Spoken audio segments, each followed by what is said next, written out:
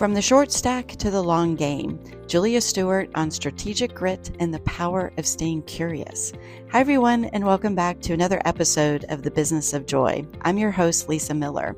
Today, I'm speaking with Julia Stewart, CEO and founder of Alurx.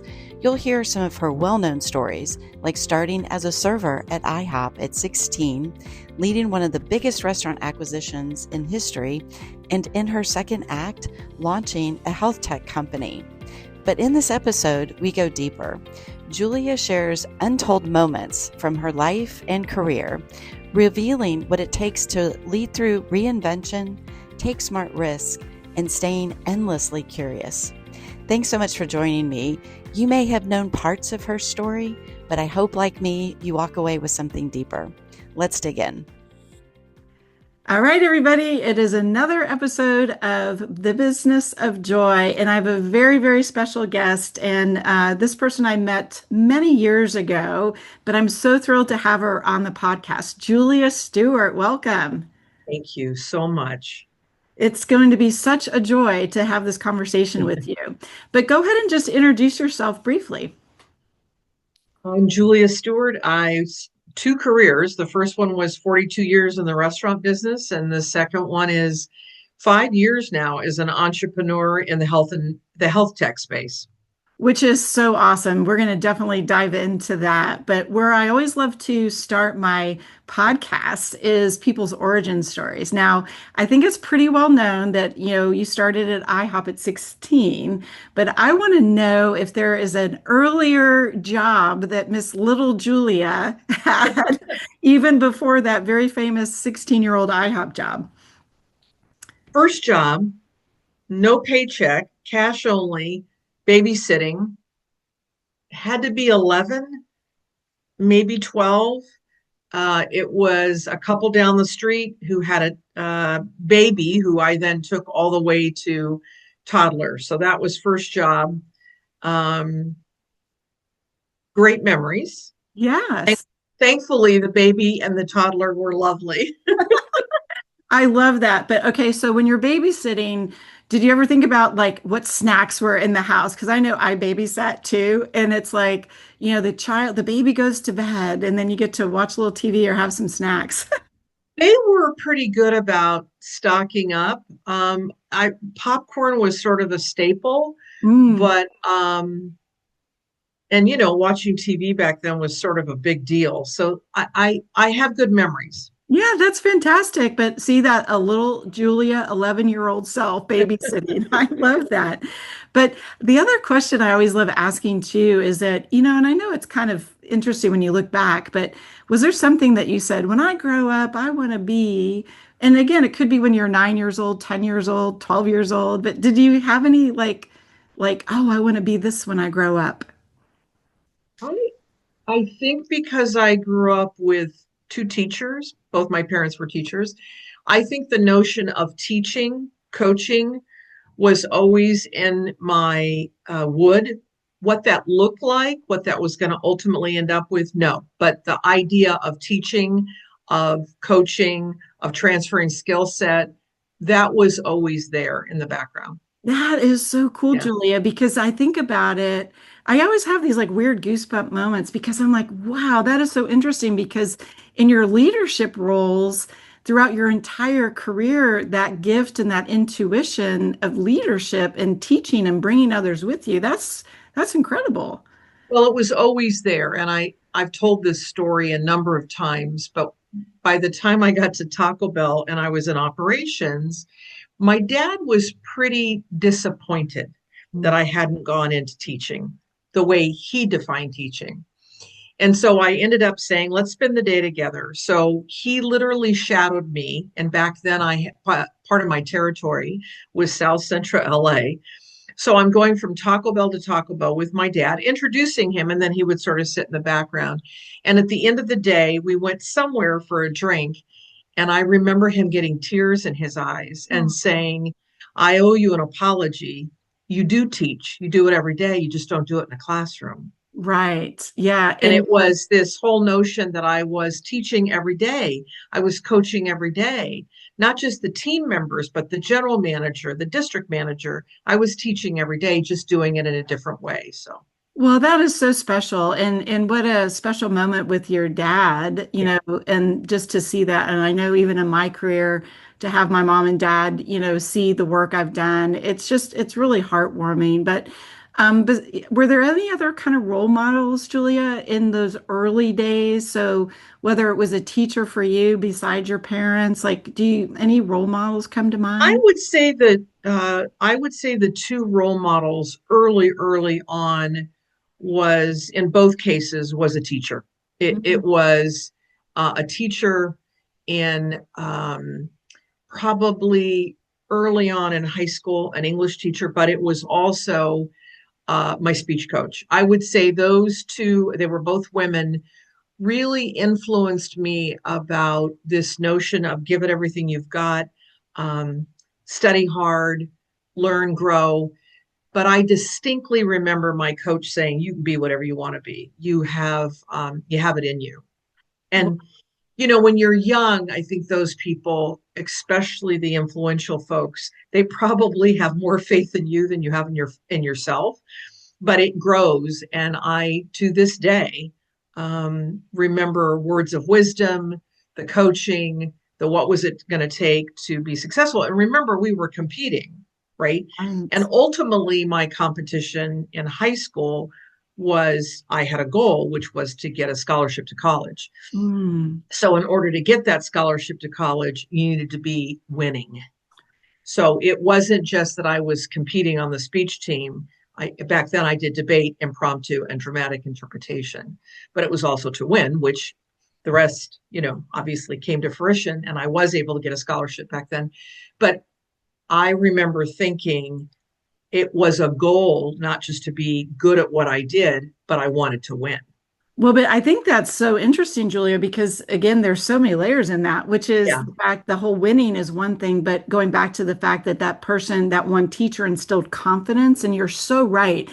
And I think yeah, as leaders today, we're so busy, there's so much going on, there's so many decisions. And I know we all know that it's important to bring the next generation along, but sometimes I think we have to do a better job of reminding ourselves to take that moment, to give yeah. that confidence to that next generation, because Gen Z, they really need it. Yeah, I would agree with that. I also think the forgotten in my career, sort of the forgotten person was the franchisee. And I remember saying, I don't know how many meetings I used to say to my team, the only people that motivate them is the bank. So we have an interesting opportunity, or whoever was financing or Yeah, backing the franchisee, we have an interesting opportunity in our very subtle and thoughtful way in engaging to reinforce and to inspire, to educate, and also to give a pat on the back of great job. Because otherwise, where are they getting that from? They're not getting it.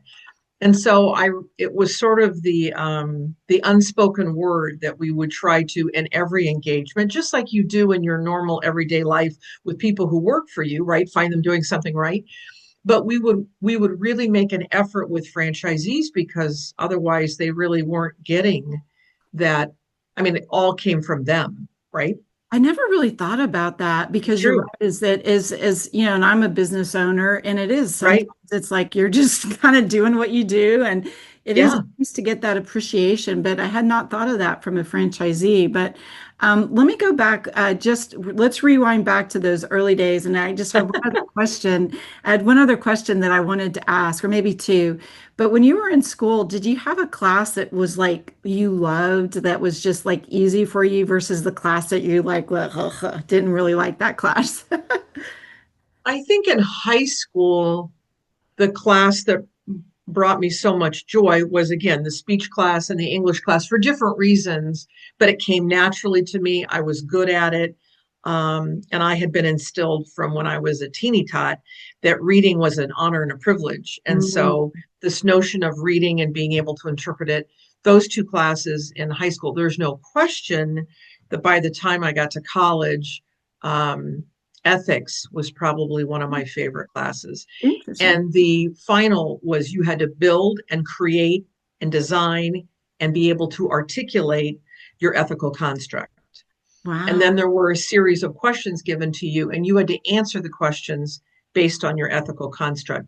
That was fascinating. And to this day, I remember the question that stumped everybody was, all right, you run a town and it's on fire, and you can only save one person.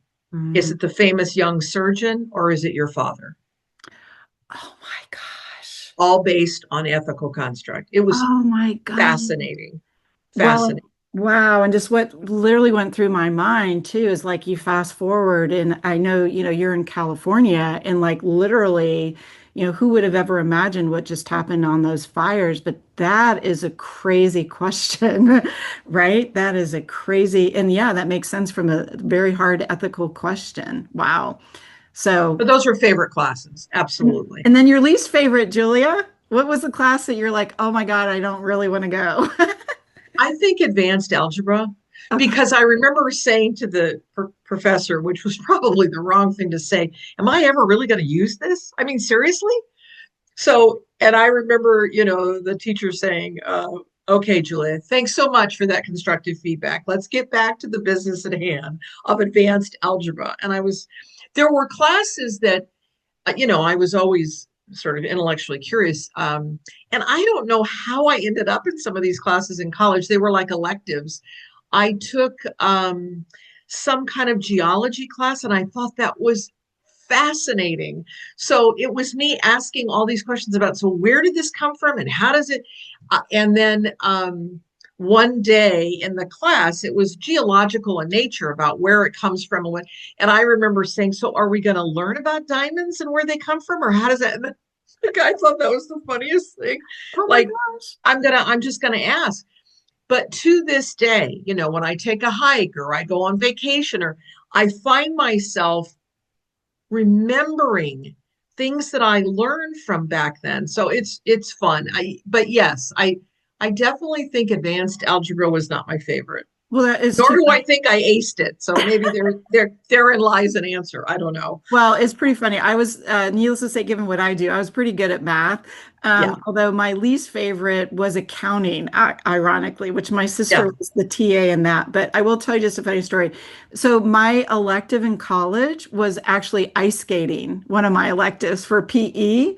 But I was a competitive ice skater, so it was so fun because that was like it was easy because I was a competitive. Ice skating. Okay. Where did you grow up? Houston, Texas, not the hotbed of ice skating. And I'm just going to go on a limb. They did not have an ice skating as an elective at San Diego.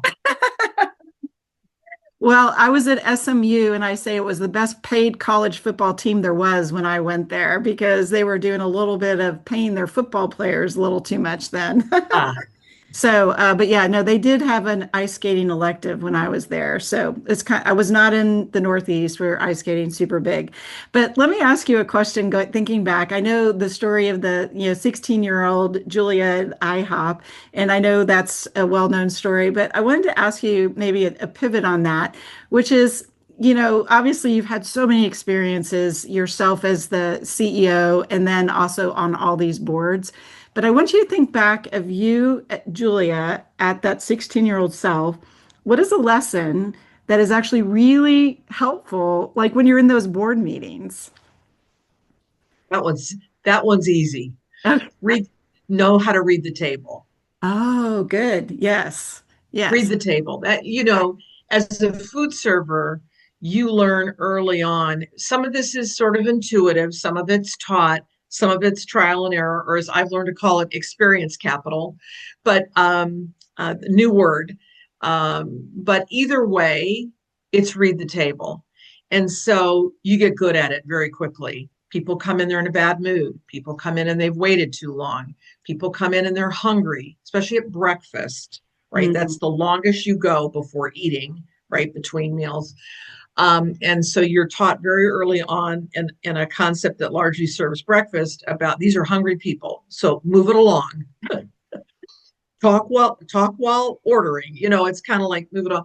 But I remember early on feeling quite proud of myself for reading the table and taking either really sad situations and uplifting, and that's how you build up regulars who will only ask for you because you make their day, you make them feel special, you begin to ask questions, but it's read the table. And so when you get into the boardroom, reading the table becomes significantly, the ante gets upped. Yeah. Well, and I would ladder that up though, Julia. And it was something we even talked about even higher up, like you ladder that up. So reading the table is the what, but then what that ladders up to is they trust you Yeah. and that loyalty because they Yeah. know that they can count on you.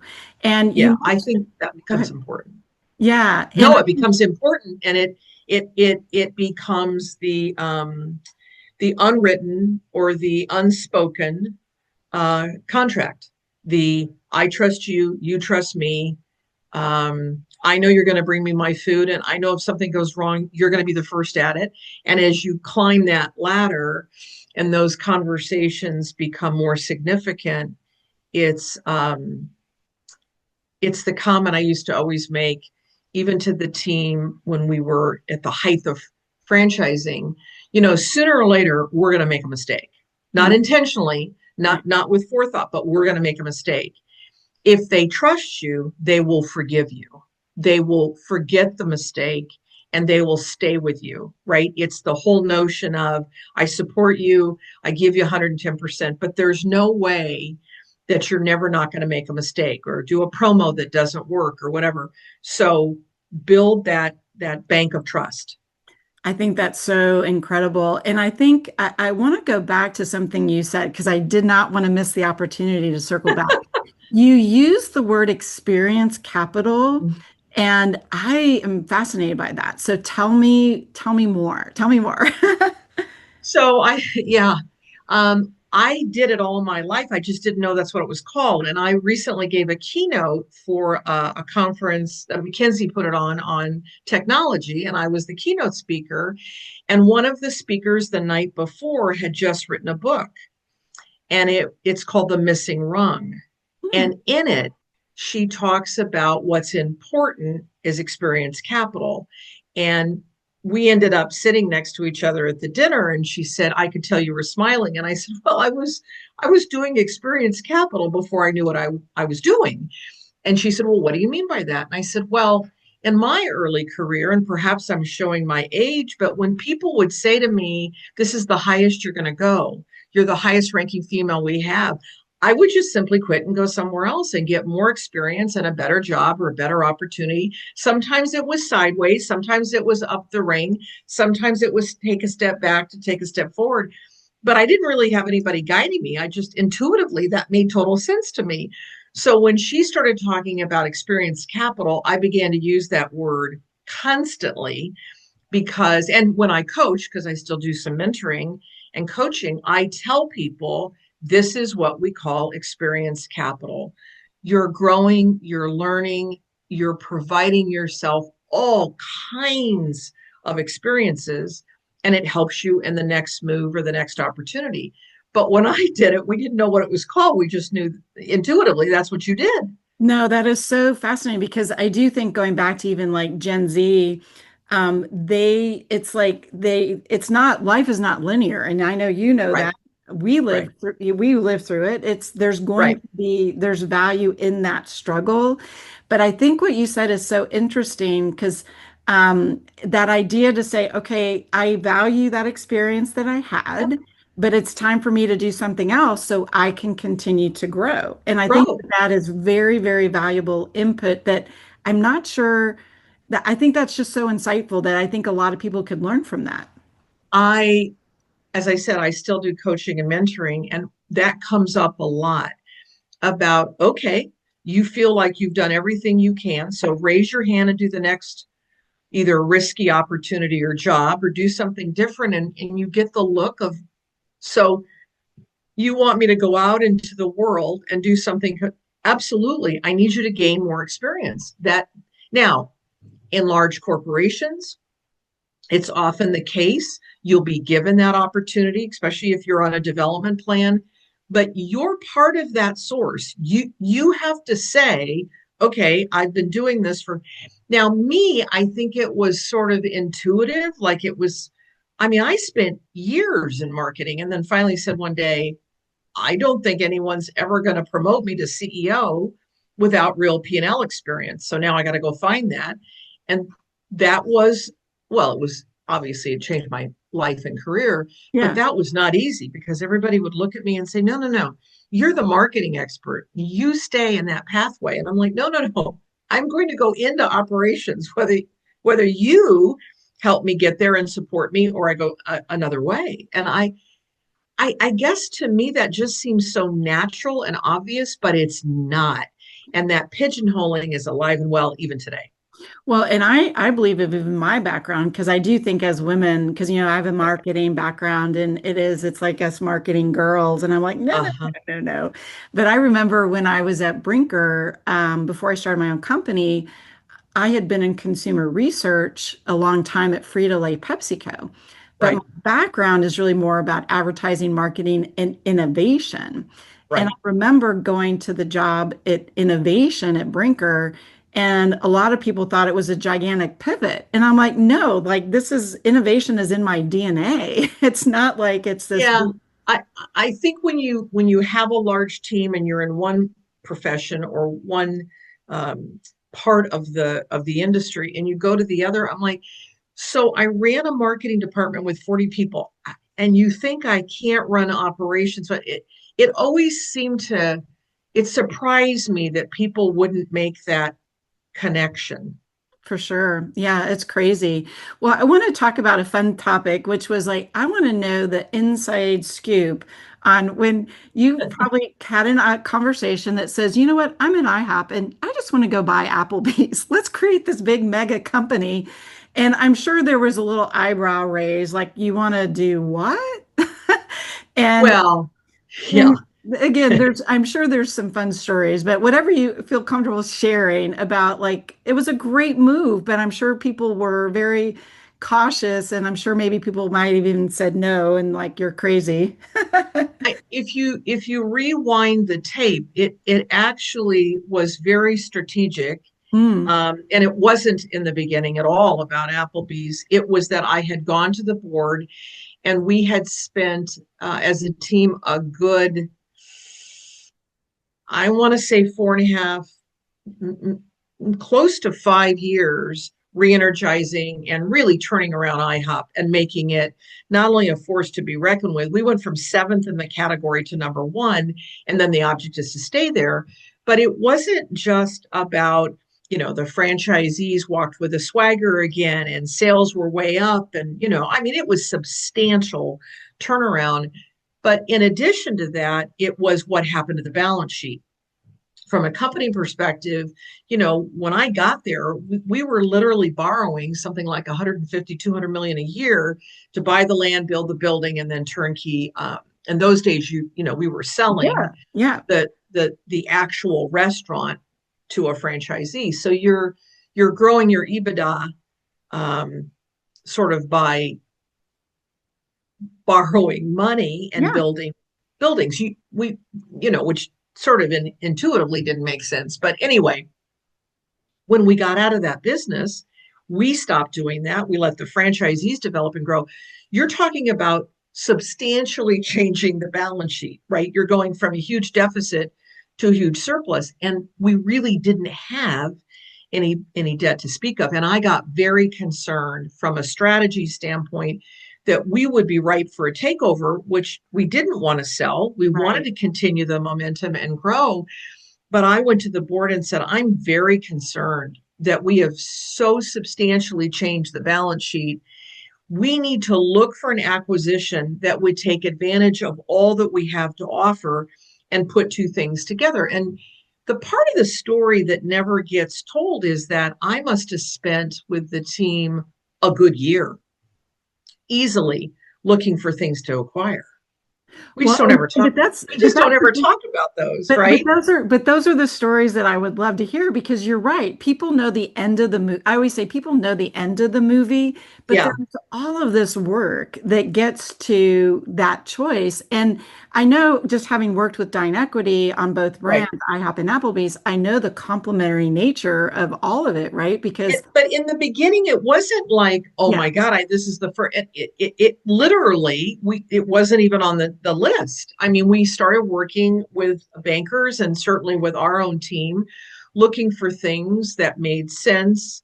But again, always looking for something that would be complementary, right. and it really couldn't be in family dining, which is what IHOP is, because now you've got all these franchisees, and what are you going to do? So we were never looking at Right. family dining. We spent a lot of time in fast food, fast casual, and we spent a lot of time. And frankly, I think a good year had passed. And in those days, the Wall Street Journal paper would come to your office and you would read the Wall Street Journal. I know this seems like arcane, but you would read the Wall Street Journal. And there on the front page of the Wall Street Journal was an article about Applebee's that was looking at strategic alternatives up to and including the sale.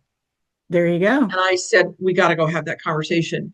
So that started a conversation, which led to me going back to the board and saying, it meets the smell test. I certainly know a lot about the company, having worked there and been part of the original turnaround. So let's go at least talk to them.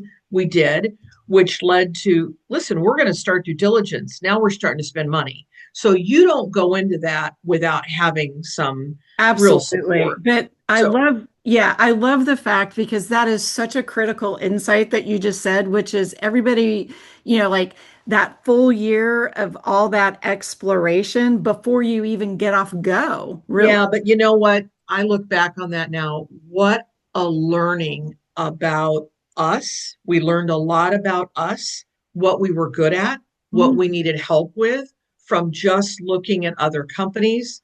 The absolute what we really learned where we were A class, where we were superior, where we were best in category by department. I mean, it was like an ability to look at yourself in the mirror. And we learned a lot about the companies we looked at. Um, there was some, and I laugh now because two in particular, one was in fast food, one was in casual dining, probably should have gone with us. oh, Their world interesting. did not end up in a good place. But when we finally really saw the synergies, it was amazing. And then Well, the rest, yeah. Well, one of the things that I talk a lot about is that, I wrote the book, The Business of Joy, because of the lessons learned during the pandemic, so we didn't forget them. And I think what you just said is an important insight, which is I literally tell companies, you need to look at what can kill your company, whether it's supply chain, whether like literally, like just like happened, you close your doors, you can't open your doors. Right. And that discipline, what you just described in a due diligence in an acquisition mode, that those insights about your brand, the Absolutely. depth, but people don't really understand. Well, and I remember when I first got to IHOP, I said, okay, let's take a look at our crisis management plan. Let's have a plan B on. And I remember there was this sort of pause in the room, and everybody's like, now, why do we? Well, having lived through much of this at Applebee's, having lived through much of this at Taco Bell, right? The strike where we couldn't get food brought into the back of the house, burning the buildings in the horrible riots. And people look at me and say, what? And I'm like, guys, the biggest issue that day is we did not have a system to tell those young people in those Taco Bells, lock it and leave, lock it and get out to save yourself, right? So I look back and I'm sharing all these stories. And there's that, I call it the RCA dog look, the Oh, what? yeah. What? Yeah. And I look back on all that now, and it's the same thing with the financial crisis, 9/11, whether it was the pandemic. You can surround yourself with people who've never experienced any of that and don't understand. You'll live through this, but the planning and getting in front of it and learning from others becomes critical. And And there was some real learnings there. But yes, no question that doing the due diligence, which was over a year of looking what investors would say was a needle in a haystack, which was probably true. Mm. Well, but I also just kudos to you because and your team at that time through IHOP and Applebee's, because both brands, when I had the opportunity and honor to work with you guys, both brands were doing Yep. amazingly well. I mean, it was incredible when a lot of other brands were completely struggling, which I do Yeah. think that marketing background about really understanding the consumer, which is why I think we've always clicked, is you really understand the value of understanding, what your guests want. I mean, it sounds so foundational to us, but not everybody. No, but I would say especially, well, in any business, but certainly when you're the franchisor, it it is your point of differentiation. Mm. It is your wheelhouse, right? Hmm. Somebody once said to me, so, here's what we're good. Guys, you have to have the ability to turn things around, either a store, a market, a DMA, a brand. I mean, it's inherently what you should be able to do as the franchisor. Those skill sets you have to transfer. You Right, have to be able to teach and educate, whether it's company operated or franchise. You have to be, that's a core competency. And right. so we spent a lot of time once we became one to talk about what were non-negotiable core competencies and what were things where we could be solid but not first in class. You can't have every department in a company usually be first in class because you can't afford it. Right, And by right. the way, that would make me unpopular to have that conversation, right? Because everybody would sit at the table and be like, well, who's not going to be first in class? Can't be everything, guys. Oh Yeah. my goodness. Yeah, so insightful, so insightful. Well, I want to make sure that we talk about your new venture, and I will I'm going to just share the fact that it's great that you and I were just talking about, yes, you could be retired, but you're like, no, I am not done yet. I am going to go do No, this new no, thing. no. So tell everybody about your new venture, and I can't believe it's been 5 years, Julia. It's Yeah. crazy. Yeah. So I knew after 42 years it was time to do something else. The question was, what was that? Hmm. And when I first stepped back, the phone would ring, and it was largely consultants or private equity firms, a few banks calling saying, hey, would you help us with this? Would you help us with that? And I did that, I think, for probably a year and found out, I guess, something about myself. I'm really good at being a consultant. I am very pithy. I cut to the chase. It doesn't take a lot of work on my part, and I don't like it. So that was great. I mean, it took a year, and I realized I'm really good at this. And Yeah. I literally had a private equity firm say, "You're a master's class in how to cut to the chase." I'm like, "Well, I'd like to believe I kind of know what I'm doing," Yeah, 42 but I years did. later, right? Yeah, I'm like, okay, so don't touch this with the 10-foot pole. Buy this if it's less. I mean, it came easy, but coming easy really isn't the nature of who and what I am anyway. My intellectual curiosity was way more consumed with what's out there and what the need set was. So I did what anybody else did who wanted to think about the future and knew inherently, because I had been raised to take care of oneself, right? Eat well, exercise, and sleep. That's kind of how I grew up. And people used to say, well, then how do you stay in the restaurant business? And how do you stay so thin? And the answer is you learn what to eat when you go out. And so to me, again, a little bit of intuitive, a little bit of simple, a little bit of experience.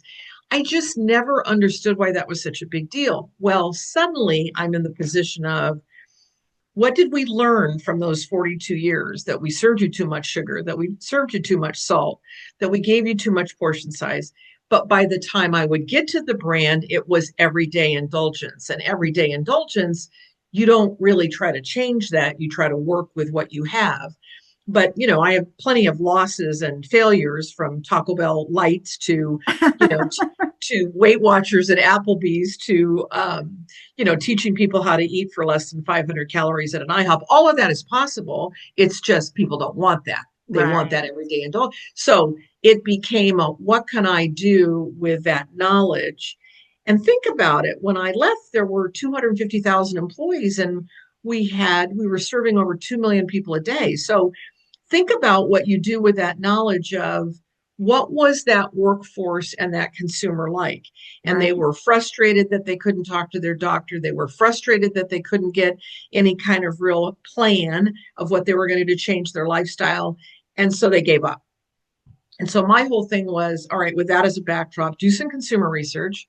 So we did some qual and some quant across the United States, asking people about their pain points as it related to their health and wellness. And what rose to the top is, okay, so now I've got this product I take every day, and then I've got this thing I'm supposedly doing, and I go to this gym, but not really. And and it was just, and people would like for 2 hours, if you let them in this focus group, it was just one big, here's all my frustration. So out of that, actually, it was before I even did the quant. It was really out of the qual. I started thinking about an all-in-one app that could do all these things for you. And that really morphed into not only an all-in-one app, but how do we take advantage of that, make it work? And so today, what we've been able to do is demonstrate capability and a proof of concept. Now it's fundraising, which is a lot harder to do as an entrepreneur than when you wanted to borrow $2.6 billion to buy Applebee's. That was a little easier. But at any rate, I digress. Yeah. Fundraising can be not so joyful, right? Fundraising. No, wouldn't call that but the silver lining, I have met so many interesting, thought-provoking folks. So you can't really criticize, but it's really doing the fundraising now so that we can build out a generative AI platform. So it will be, the way to think about it is it will be a closed proprietary system where we have lots of doctors, experts, retired nurses, vetting data, science-backed from across the country, pulling that data, and then the AI interprets it and literally gives you daily coaching and guidance on your app, prompted literally, and then tracks it for you, measures your progress, teaches you every day. And so I've had nothing but success in the prototype and now going forward. And I couldn't be more proud, not only of my small, mighty team, but along the way, the people we have attracted in the industry. I think that's so, well, first of all, congratulations. And I love the fact that it is completely taking the insights and your lessons learned, seeing a market gap, but then seeing the market within that gap. Do you know what I'm saying? Well, not only that, but to your point, really interesting. We went into it kind of with the basic, 25 to 54-year-olds, and here's how we'll do. But as we got into it, and I didn't want that sucking sound that comes from spending millions of dollars on TikTok and Facebook and whatever, we went to LinkedIn and used where it doesn't cost money, and use a source to really start marketing. And of course, what is LinkedIn? It attracts largely professionals. And so we found out in a very short period of time that about 75 to 80% of everybody on the prototype app was literally a woman. And in that sort of 30 to 55-year-old, lots of responsibility, lots of stress, loving the daily, coaching. And that sort of became a strong suit. So when we went out and did additional research, because that's my, as you know, that's my orientation. What was interesting is people would say, oh, I told my husband all about it, or I told my boyfriend, or I told my guy friends. And before you know it, they got on it. So they don't go necessarily kicking and screaming, but they aren't first to order. But all of a sudden we were seeing all of these trends, and it really turned into something that today I couldn't be more proud of. So hopefully before the end of the year, as things are going well, we will have it up and running and it becomes sort of the future. But make no mistake about it, there is no one doing what we're doing. Well, and that's, like I said, congratulations, because like I said, because there's so many things that are out there. People are trying to vie for this space, but what struck me, because I knew about it, but hearing you talk about it, Right, right, right, I right, think the difference to me is it's kind of like in the business world where right now there's so many kind of like transactions, right? right. Versus connections. And I It's feel interesting you like, say that. yeah, I feel like what it's so awesome. It's like what you're It's building is this community and connections that's for me. it's exactly for you and it's customized. So I want you to think about an entire wellness program every day for the rest of your life. Most people, their response in either the study or research or just one-on-one say, so I can use this for the rest of my life. And the answer is yes. I mean, I started using it and it's my app. And literally, I learned box breathing. I learned meditation. I learned things I had never done before because a high stress level, right? You're working 7 days a week. You're meeting people all day, every day. What is interesting to me is the guidance the consumer has given us to tell us, I want a diary every day. I want to be able to read. I want to be able to talk to. Our code Exactly. name is Allura. We want to talk to Allura, and we want her to talk back to us in a very thoughtful way. I want a calming. I mean, it was so interesting what we have learned just from consumers saying, "Wait a minute, I can get all that every day on my either my Android, my iPhone, even on my laptop. I'm in." Well, and that's And what so it is. It's really an interesting way because obviously AI is in everybody's conversation, but being able to not, yeah, not what this isn't chat GPT. no, This but is I'm real science-backed data. but no, but that's my point. That is exactly my point, is the buzz is all this over here, but Mhm. because it's scientifically backed, and we also know, like, it is the whole healthcare system is so blah, and it's expensive, and the insurance, it's like blah. And so if you can take care of yourself with a generative AI that knows me and Yep. can tell me, I mean, like I said, it's just sheer brilliance. So Well, and think about, I had a doctor the other day say to me, well, I don't tell people how, I give them doctor's orders. And I said, no, no, no. The whole idea of this app is all about the how, not just the what. And the doctor was like, well, then I could use that for my patients because I just write a doctor's order and they're supposed to do it. I'm like, yeah, but think about they don't know the how. So you say to someone, I need you to lose 25 pounds, and I would prefer you not use any of the drugs. I prefer you do it the old fashioned way because you've got these other issues. right. And the person says, now, how do I do that? And the doctor says, well, I oh my, look at the time.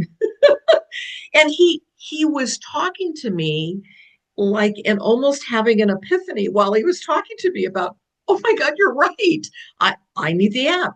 So we're finding that, and we know we're onto something because insurance companies have started calling us. Wow. Yeah, that's Because so cool again, too. if you can change a workforce's everyday healthy habits, now you're changing for a life. So I couldn't be more excited. And thank you for asking because it's been a real labor of love, but it comes from both my own experience and not knowing any differently, and then watching so many people not know how to live a life where you get the balance of, and it is good sleep, good nutrition, Well, and and exercise. the thing that's so powerful too about that, and I know I keep using that word because it's like so appropriate and all of Right, right, right, it's like right, it's very powerful because even in my world, when I talk with like leaders and C-suite people, even when it comes back to the lessons learned from the pandemic, I always say the what we did during the pandemic, very well documented. right. How Oh, we we did. survived is not. And that's why I'm like on a soapbox saying, even today, this nobody should have been caught off guard by tariffs because we had to go through supply chain issues 3 years ago, 4 years ago, 5 years ago. Nobody should be caught off guard, but they don't document how they got through these crises. And it goes back to that crisis management we started with. But what you're saying is so awesome because people know the what. I need to lose 20 pounds, or I need to cut out my sugar. But it's hard day in and day out to make good choices. I mean, it's easy, but it's hard. And so having a tool that can actually give consumers, and I did download it, by the way. I'm excited to do it. Excellent. I did. It's funny you say that though, because I was at a dinner party and I had served dinner, and I always serve it because I come from that world. It's not a potluck. And I remember the guy to my left saying, "Well, this is the perfect portion." And I said, "Of course it is." Right? Yeah. It's exactly right. Right?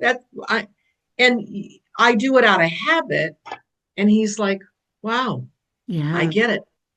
Well, my Right? strategy, Julia, at restaurants, I always just eat half, and I either leave half or bring home half because I'm like, I know that is way more than I need. But Right. well, congratulations again on that. I do want to ask just a couple of other, I would say, more fun questions at the end, which I always call it the lightning round, right? So this is kind of the fun stuff. So, first car. Um, it was a Peugeot that Appreciate. had to have the accelerator done this way. I mean, literally, if you wanted to switch gears, you had to go off and on the accelerator. It was a very old Peugeot. Oh my goodness. Mine was a found on road dead Ford Mustang from the 70s that Of course it was. was not good. Not good. Oh my We God, called it that's the a blue. steer. Yeah, we called it the blue light special. And for those of you not old enough, it was the Kmart blue light special. But I'm at SMU amongst all these wonderful cars, and I'm driving my Ford Mustang. Not cool enough old enough to be cool though. Okay, what was your favorite IHOP syrup flavor? Oh, the old fashioned. Old Uh, fashioned. these are easy. I know, but they're fun, right? They're fun. What is your favorite like walk, like you're doing keynotes or your walkout, like your fight song, jam song for your walkout songs, like favorite Oh, well, you don't get asked that very often, but it's the We Are Family, the song? song We Are Family, or and they played that when the hostages were released years and years ago. And so that stuck in my mind. So We Are Family, or what's the other one about? It depends on the group. Let's Yeah. call it. So sometimes it can be Helen Reddy's I Am Woman. Sometimes it can be We Are Family. It sort of depends on the Oh group. yeah, no, and I get that. I know that song, the Helen Reddy. I love that song too. We are women, we are strong. Yeah. So I love that one. We are Um, invincible. so okay, so a bucket list item you haven't done yet. Oh, that one's easy. So I really, really, really, really want to go on the African safari. And everyone I've ever spoken to has said, you do it once. Most people do it once. Yeah. It's a lifetime treasure. It is memories that you just will have for the rest of your life, and you have to do it. And so I've been talking about this now really well. We started talking about it before the pandemic, and literally, as you know, I started Alurx right before the pandemic. So getting through the pandemic became the single most important thing. But I would say um, taking the whole family and enjoying the experience is one of the few things left on my bucket list. That's awesome. That one's on my list too. And then Is it? Is it? it is because I'm a photographer. I love photography. And so to be able to go on an African safari, high on my list, and then Antarctica, because my brother just got back from there and unbelievable. He took a cruise and just was unbelievable. So those are that, but African safari is definitely on my bucket list for sure. Perfect. For Perfect. sure. All right. So now I have to pivot on this question because I know the answer already, and I have to give you your second most favorite. So my question was, what was the one app you can't live without? I already know the answer. So not your app. So beyond your app, what would be your favorite app you don't want to live without?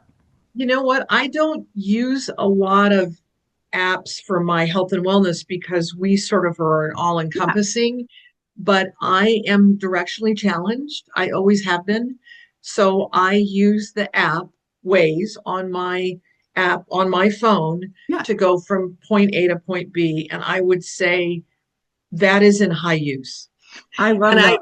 it's sort of self-effacing. I've just always, my whole life, I have a lot of positives, but I am, as my family would say, I am directionally challenged. That's so funny. Yeah, I love Waze. I use that a lot myself. And it is funny, even just if I'm going to a place I know, I just always check it for traffic too. Okay, so here's another one. What's a rule you broke that changed everything? Oh, the rule was stay in your lane. Oh, all right. And early on, I resisted that rule and broke it multiple times, uh, using experience capital. But certainly when I said after all those years in marketing, I'm going to switch. This was dramatic back then. I'm going to get out of marketing and go into operations, and people thought I had lost my mind. And I always, because as I mentioned, I love innovation. Like when somebody tells me I'm crazy, I know I'm doing something good. Because imagine, Julia, in March of my research, The Journey Back to Joy, I started at March 20th in 2020, measuring joy, not fear. And you can imagine people are like, why are you measuring joy? And I'm like, because that's how we're going to get out of this is how we're going to get out. We have Get to out of find it. our way back to the journey back to joy. And I met somebody, I'm a co-founder, one of the founders of Women's Food Service Forum, and I still go back periodically. And I was meeting some people I hadn't seen in ages. This was earlier this year. They had a conference in Dallas. And one of the women just finished, I guess she's getting it published in the fall, but she did a ton of research that there is a direct corollary between intellectual curiosity and success and your ability to get results. And she was saying, I want you to write the back cover because you're the poster child for what it means to be intellectually curious and take that curiosity and it becomes in a corporate environment, which is okay to talk about, that culture becomes one of innovation. And I my whole life I've been the curious Yeah. kid, and when people are zigging, I zag. All right, my last question is, what advice would you give your younger self? Oh, stop worrying so much. When I was young, money was problematic for a really, really, really long time. And thus the scholarship to college, the necessary evil, thus, which came with positives and negatives because my scholarship was I had to be active and winning on the speech team. So Mhm. it was Yeah. right. And people are like, you had what? That's unheard of. So it was my free time wasn't, it was competing. And so I guess you could make it much like many athletes today in the Mm, college world who are trying to it's a compete and get job. good It's like a grades. And so, job. Yeah. yeah, so it was definitely a hard road. So when you get out of school and you're looking for a job, everything became about trying to get some stability financially, which took a long time. And I remember thinking, I just, I got to keep pressing on. I got to keep pressing on. So I think my younger self coaching would be, it's all going to be okay. You have what it takes.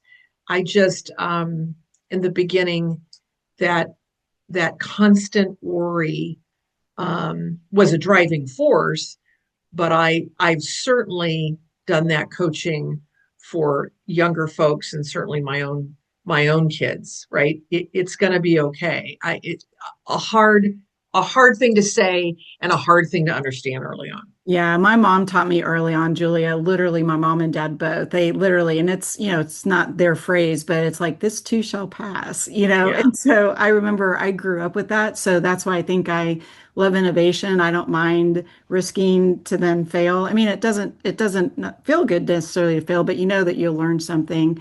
But I'll have to share with you at another, Mm. we'll have to get back on. I did a whole study on Gen Z and about kind of this curiosity crisis that too many answers are at people's fingertips, and you've got to be able to learn to ask the right questions, right? Well, and I gave a speech the other day because I do a fair amount of public speaking, and I was speaking at a college, and the question came up.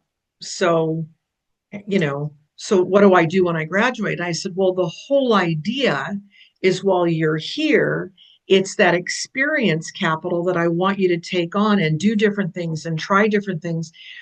And I remember this really wicked smart woman came up to me afterwards. She's valedictorian or whatever. And she said, I'm very concerned about my future.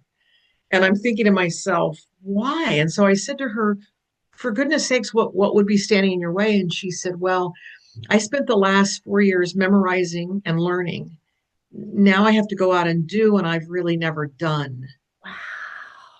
Wow. And she said, would you be willing to spend an hour with me?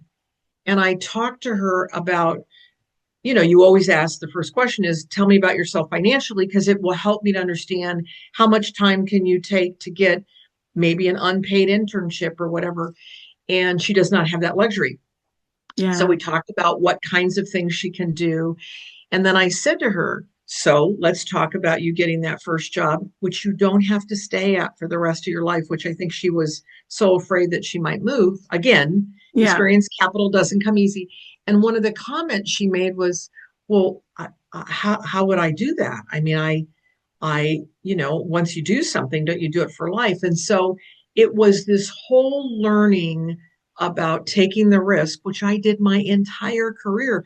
I raised my hand and did the job nobody wanted to do. Yeah. I mean, I have incredible stories because I was willing to, I'd move. I moved 4 times in 4 years for Burger King. I didn't know any better. You need somebody in Boston? I'm there. You need somebody in Houston? I'm there. I mean, I would move.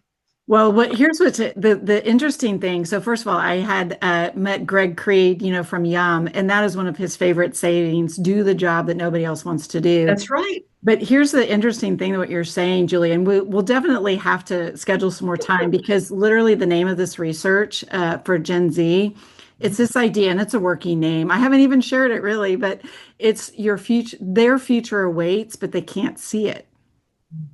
And it's in what you just described for this young woman. It's exactly that, because they've been told it's like this lane, and it goes back to this analogy, even stay in your lane.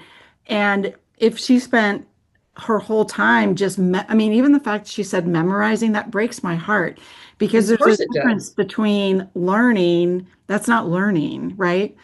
So the dean of students actually asked me to come back. She said, you had more impact in that one day than I've had in any speaker in 10 years. And she said, sadly, than I probably had, because kids walked away saying there's hope, which is what we do in a leadership role. We give people hope. I used to say that. People would always say to me, what is your single most important thing as CEO? And I'm like, I give people hope, right? You have to believe. In order to move, you have to have a vision, and then you have to bring people with you. I mean, right? So that's what comes of my, anyway. Well, and my passion is going to be to hopefully make that difference with the Gen Z, because, I have children, they're in, 20s, early 30s, and it's really hard. And it's this new research that I'm working on. It's your future waits, yet they can't see it, because we have to give the generation hope. And there's sometimes not a lot of hope. So, and I have my youngest is the one that graduated from Rhode Island School of Design. Now, just to get in, you have to think about it. They take 500 students a year and 30,000 apply.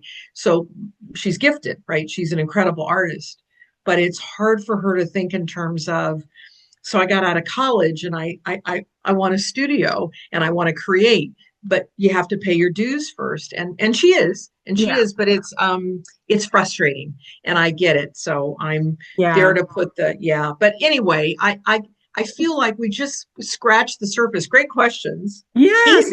Well, thank you so much, Julia. Like I said, we might have to come back for a part 2 series with you. That would be the first of my podcast series to have. So let's schedule that. I'll work with you and we'll get another one, because very kind of you. I do feel like we could just totally, like, this whole topic of youth, I would love to continue. But yes, thank you so much. And I cannot wait to keep this conversation going. Thank you for including me. And I love the idea of part 2 and tell more stories, because there are, as you and I both know, there are a million of them. There are, but so many people are finding these podcasts so valuable, Julia. So I thank you for sharing all of your talents and your gifts and your stories, because they're going to make a difference and impact people. So I appreciate that. Well, thank you. I appreciate you for doing this. So don't stop. I'm going to keep going. I'm going to keep going. All right. Well, until next time. Thanks so much for joining me for this conversation with Julia Stewart. You may have known parts of her story, but I hope, like me, you walked away with something much deeper. Here are a few things that I'll be thinking about as I get to the so what, now what from this episode. The first is reading the table. What a great story that she learned when she started at IHOP at 16, and it still applies to the boardrooms today, and it helps build trust and loyalty when you can really read that table. Next, don't stay in your lane. We heard that time and time again. Julia didn't want permission to pivot. She went after it, and she went after those experiences she knew she needed, even when she knew that others thought she was crazy. Third, experience capital is real. Another great story that every job, every move, even the ones that didn't make sense at the time, add up to something bigger. Next, reinvention doesn't have to have a retirement age. Julia's second act in health tech isn't a side project. It's a bold, future-facing passion project, and it's deeply personal for her, and I wish her the best of success in that. And maybe most of all, leadership is about giving people hope, whether it's a team, a franchisee, or a college grad. You never know when your words will be the ones they remember. And with that, please remember that joy is a choice we make, a business we build, and keep investing in joy. Until next time. Loving what you're hearing? Hit that follow button so you don't miss an episode of The Business of Joy. And you want to bring more joy to your teams or your brand? Let's do it together. Head to lwm-associates.com/custom or find me on LinkedIn and all the socials. And until next time, keep investing in joy.